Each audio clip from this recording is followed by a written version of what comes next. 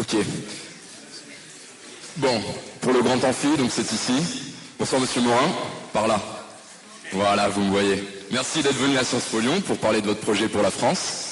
Je voulais parler de quelque chose que vous avez évoqué tout à l'heure, qui est la TVA emploi, ce que vous appelez la TVA sociale, selon vous. Si j'ai bien compris, si j'ai bien lu le bouquin, ça consiste à monter la TVA de 19,6 à 22 ou 23% pour alléger les patrons de leurs charges cotisation sociale, ce que vous appelez des charges. Ça dépend de quel côté on se place, effectivement. Vous avez monté pour le salarié aussi, ce sont des charges aussi. Hein. C'est des cotisations qui lui serviront pour sa retraite et aussi en cas de congé maladie. Donc, on en parlera. On en parlera, voilà, très bien. Vous nous avez parlé de la crise économique avec des chiffres, des termes, mais on oublie trop souvent que la crise, elle est aussi sociale. Et là aussi, on a des chiffres. Aujourd'hui, on a 10% de chômeurs, on a un Français sur 8 qui vit avec moins de 950 €. On a 33% des familles monoparentales qui vivent sous le seuil de pauvreté.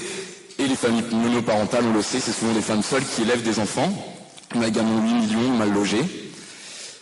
On sait ce qu'est la TVA sociale, donc c'est-à-dire la TVA, c'est l'impôt le plus injuste qui existe parce qu'il va toucher chacun de la même manière, qu'il soit riche ou qu'il soit pauvre, vu qu'il s'attaque à la proportion de ce que je vais consommer. Donc il touche tout le monde, les consommateurs, qu'ils soient salariés et qui bénéficient de ce que vous pensez mettre en place avec le Grenelle des salaires, ou qu'ils soient chômeurs ou retraités, ou étudiants d'ailleurs pour nous.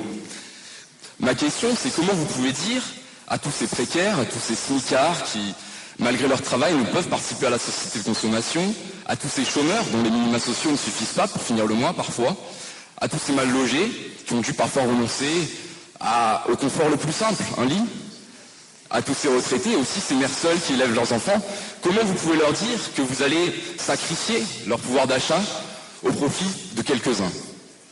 Comment vous pouvez leur dire à ces victimes de la crise qui en payent le prix aujourd'hui que demain l'addition sera plus salée et qui devront la payer encore une fois ?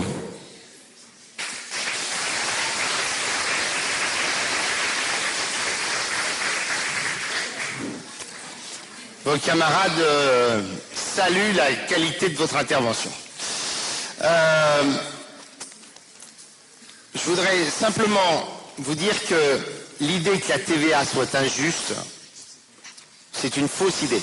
L'idée que la TVA soit injuste, c'est une fausse idée.